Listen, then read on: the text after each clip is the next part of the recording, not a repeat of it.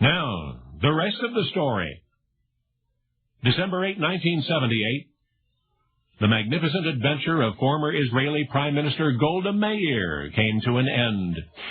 She was ours first, you might say, was a Russian immigrant to the United States.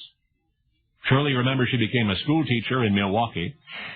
But what you're about to hear relates to one of her earliest experiences in the American educational system. It marks the beginning of Golda Meir's lifelong role as a fundraiser, and it was something wonderful she did for the children in her class. The citizens of Wisconsin remember even still, and with much pride, her dedication and her activism. What was the occasion? Well, it was an injustice, she determined, that the children in her elementary class were required to pay for their textbooks. It was a nominal amount, of course, but the problem was that many of the children couldn't afford it. Golda insisted that a public school should be a free school, that poverty should not be an obstacle to a public education. Well, more than a few members of the school board agreed with her sentiments. On the other hand, sentiment was not the issue. It was money, and there was simply not enough of it to go around. Certainly not enough for a free textbook program. But Golda was undaunted. With the energy that would characterize her later years as Prime Minister of Israel, she launched a funding drive for the children of her school. Calling together a group of trusted associates, Golda organized a team which named itself the American Young Sisters Society. Posters were painted, the local media were alerted.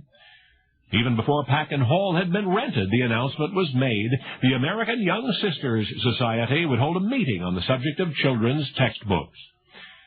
And Golda rented the hall, and a meeting date was set. At the appointed evening and hour, dozens of parents filed in and sat down, eager to hear what Golda had to say.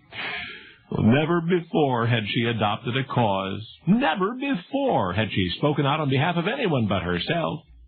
And certainly never had she addressed a group of this size. But there she was, facing the public and pleading for the rights of others for the very first time, speaking spontaneously, no notes, and very much from the heart. So many patterns were in the making. The selfless idealism served by a dramatic spark, the desire to communicate with those beyond her immediate peer group, and so began a life of solving problems and bridging gaps. A considerable amount of money was raised that evening to purchase textbooks for the poor children in Golda's school. At least one Milwaukee newspaper carried the story. Shortly thereafter, the Young American Sisters Society was disbanded. Their job was done, but Golda's was not. The exciting years that followed would eclipse that solitary event of which you've just learned. Because, you see, when Golda Meir organized the American Young Sisters Society, when she rented that hall and gave that impressive address on behalf of the poor children in her school, Golda was not a school teacher. Not yet.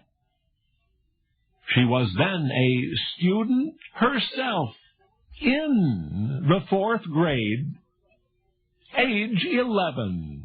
Only now, you know the rest of the story.